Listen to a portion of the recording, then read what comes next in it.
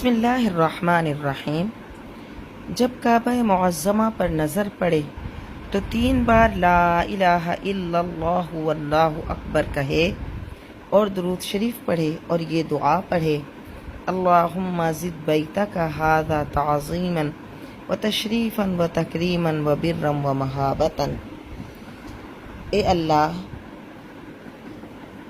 تو اپنے اس گھر کی عظمت، شرافت اور بزرگی،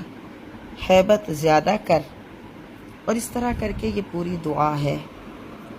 کیونکہ حضرت حذیفہ بن اسید سے مروی ہے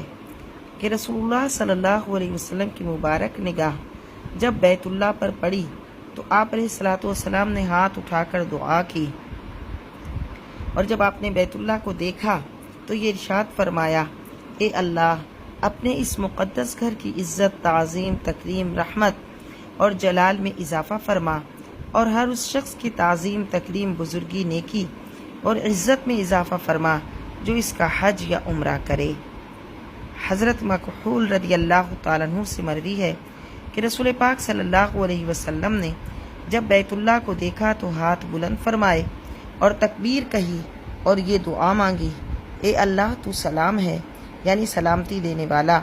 اور سلامتی تیری ہی طرف سے۔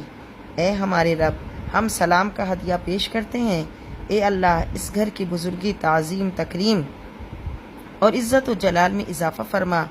اسی طرح جو اس کا حج یا عمرہ کرے اس کی تکریم، تعظیم، بزرگی اور نیکی میں اضافہ فرما۔ کیونکہ جب بیت اللہ کی پہلی زیارت ہوتی ہے، اور جب ہم بیت اللہ کی زیارت کریں تو وہ پہلی ہی زیارت ہوتی ہے، تو خشوع اور خضوع اور عاجزی کے اظہار کا وہ وقت ہوتا ہے، اور اس وقت انسان کا دل جذبات شکر اور خوشی سے بھی لبریز ہو جانا چاہیے، اور ایسے موقع پر اپنے رب اکرم سے خوب مانگا جائے، کیونکہ اللہ کے نبی صلی اللہ علیہ وسلم ارشاد فرماتے ہیں: کعبہ کی زیارت کے وقت رحمت کے دروازے کھل جاتے ہیں اور دعا قبول کی جاتی ہے۔ اس کو ابن ماجہ نے روایت کیا۔ لیکن